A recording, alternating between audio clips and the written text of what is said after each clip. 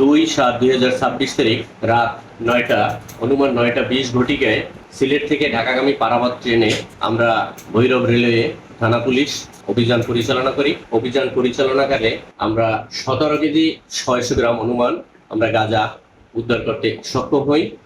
পোটলা ছিল আমাদের 9টি পোটলায় এই পরিমাণ গাঁজা উদ্ধার করতে সক্ষম হই। অত্র বিষয়ে আমরা পরবর্তী আইনানুগ ব্যবস্থা প্রক্রিয়াতে রাখছি। আমাদের অভিযান অব্যাহত আছে। আমরা ওখানে আমি মেমো দিয়েছি। মেমো দিয়ে আমরা এখানে আমি নিজে কন্ট্যাক্ট করছি ফোনে ডাইরেক্ট, হ্যাঁ, কন্টিনিউ কথা বলছি। যতক্ষণ পর্যন্ত আমরা তথ্য পেয়েছি যে কোনো ধরনের মালামাল নাই, ততক্ষণ পর্যন্ত আমরা অভিযান করেছি। এখানে তাদের ওয়েট করার কথা হচ্ছে 2 মিনিট, কিন্তু আরো অতিরিক্ত সময় 10 মিনিটের মতো আমরা অভিযান করেছি।